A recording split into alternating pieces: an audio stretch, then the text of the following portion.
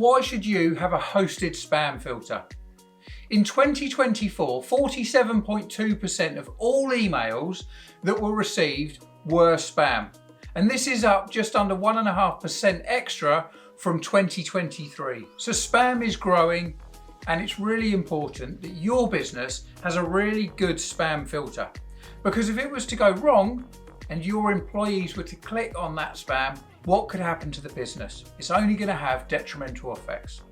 So we've come up with top 5 things that you need to understand about why you should consider having a hosted spam filter. Now, the first thing that we need to think about is, why is it called a hosted spam filter? So a hosted means that it sits before all of your technology. So you've got the outside world, all of the emails can come straight into your devices if it's not a hosted filter. So you don't want that. You want everything to happen before it comes into your network. So this is talking about a hosted spam filter, not an on-premise spam filter. So number 1 is the sender reputation. What it should do is it will look at that domain name, and then it will understand if it's a solid domain and whether it's a reputable one or whether it's just been created. An example could be if someone's got a Gmail email address and it's got absolutely nothing to do with the company that it's trying to represent. The second is content filtering. It will actually look at the content that's within the email, and then it will look at whether there's attachments or whether there's extensions, or maybe there may even be an installer embedded in the email. So it will do all of these searches, and then if it's not sure, it will put it to the junk filter. Number 3 is behaviour analysis.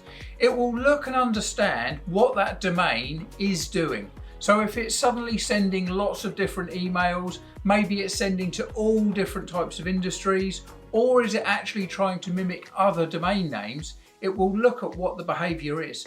If your mailbox as a whole, maybe you've got 20 employees, but you might have 30 different mailbox types, because you'll have catch-all accounts as well.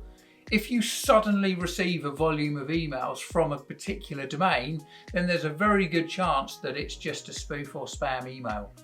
Number 4 is it will probably have machine learning or some kind of AI capability. That means it's constantly learning and understanding patterns and how different types of emails are being created to try and trick different types of spam filters. And then number 5 is blacklists and whitelists.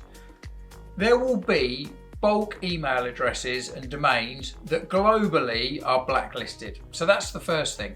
But also, if you've got a really good hosted spam filter, then you can start creating your own blacklist or your own whitelist. An example would be if you've got customers, you don't want their emails to be blocked when they're sending them to you, and they may also send you attachments. So you can go in and you can physically whitelist their domains or their email addresses. On the flip side, you may also know of some bogus ones and you want to actually blacklist them to make sure that none of the emails actually come into your network. So blacklists and whitelists are really, really important. You can often do these in a normal on-premise spam filter, but certainly with a hosted spam filter, it gives you that extra flexibility. So we hope you found this useful. Hosted spam filters are a huge help when it comes to making sure that your employees don't accidentally click on things that they just didn't know was spam.